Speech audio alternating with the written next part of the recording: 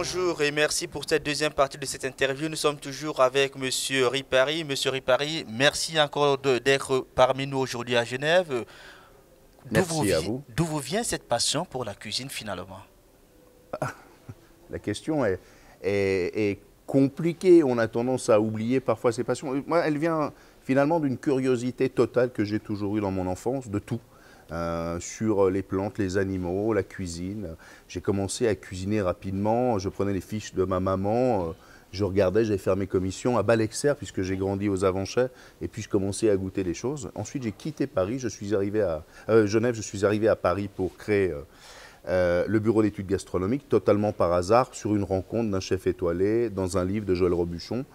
Et petit à petit, ça s'est développé. Et en développant mon palais, mes voyages, mes rencontres, mes partages, ben, ce qui était d'abord pas une grande passion, qui était un intérêt, est devenu le centre profond et quasiment intégral de ma vie. Comment vous vient par exemple l'inspiration de vos recettes? Alors moi, j'écris très rarement des recettes, même quasiment jamais. J'engage des gens pour le faire à ma place, puisqu'ils ont une formation de chef que je n'ai pas. Par contre, mon expertise, c'est, j'allais dire, l'expertise du conseiller gastronomique, de l'expert culinaire. C'est que j'arrive très rapidement à voir ce qui va et ce qui ne va pas, et à donner mon avis. Alors, évidemment, le travail d'un expert gastronomique, ce n'est pas de donner des recettes à des chefs comme Alain Ducasse ou les frères Pourcel. Ils n'ont absolument pas besoin de moi pour ce genre de choses. Par contre, j'ai créé, par exemple, quelques années, un audit 360 degrés. C'est-à-dire que ce que fait Philippe Estebèche à la télévision, dans Cauchemar en cuisine, je l'ai fait avant lui dans la réalité depuis des années. C'était d'arriver à comprendre l'expérience client dans son ensemble.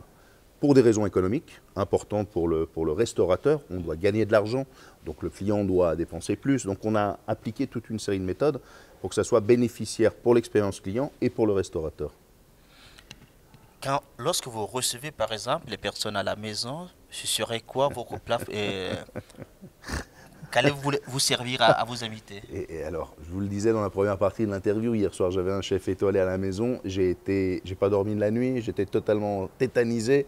Moi qui vais chez lui et qui lui donne souvent des conseils et qui donne mon avis en tout cas sur ses recettes, je me suis dit il m'attend au tournant quoi.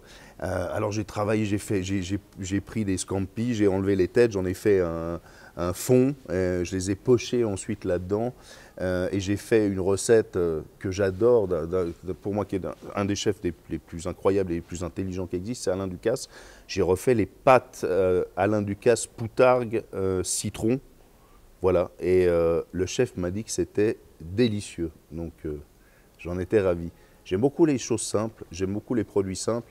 Vous savez, quand vous faites comme moi 250 restos par année dans le monde depuis des années, qui sont souvent les plus grandes tables, à la maison, un bon yaourt, un peu de miel dedans, et avec une bonne pomme ou un bon fruit fait de moi un homme heureux. Est-ce que finalement, c'est pas compliqué d'être votre ami? Parce qu'on ne pourra jamais vous inviter à la maison. Non, alors, je dis une chose terrible, c'est que j'accepte de mal manger, je n'accepte pas de mal boire.